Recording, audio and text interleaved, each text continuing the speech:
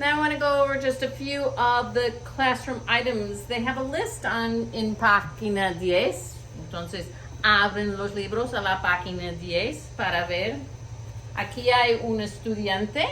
Now you watched before on the directions where they said la estudiante. That would be a female student. El profesor or la profesora, right? ¿Qué quiere decir lápiz? How do you say pencil? Or ¿cómo se dice? That's another way to do it. So, ¿cómo se dice? How do you say? Now, you notice before all these, you watched about the punctuation marks, that the beginning tells you that there's a question, or this is going to be something very exciting. It's really cool about Spanish, so when you're reading it, you know right away, instead of waiting for the end of the sentence to raise your voice, right? Which we do in English when we go, well, do you want to go to the party? But we understand when you want, kind of means a question. But often when we get to the end of the question, sometimes we don't even know it was a question when we're reading something. So, they have other things in the classroom. El pupitre, that's a student desk, el pupitre. El bolígrafo, or you can say la pluma. La pluma or el bolígrafo are the same. La pluma. Notice one is feminine, and the other one is masculine.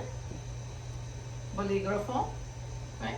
So if a word ends in an A, it's femenina. If it ends in O, it's masculine. And then you're going to use the article el.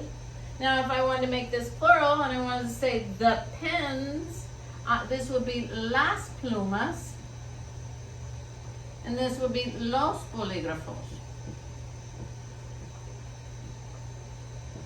You add an S if it ends in a vowel. In Spanish, you add an S to make it plural. Okay?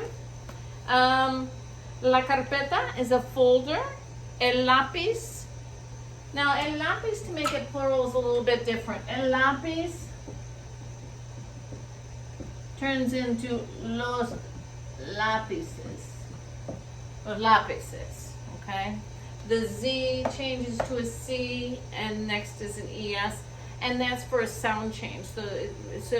Not a sound change, so that it remains the same sound, okay?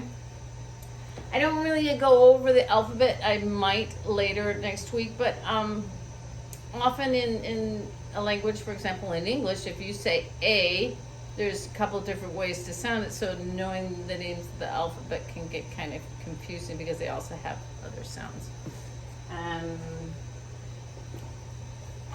I might go over that later. El cuaderno is a notebook. La hoja de papel is a sheet of paper. And el libro is a book, right?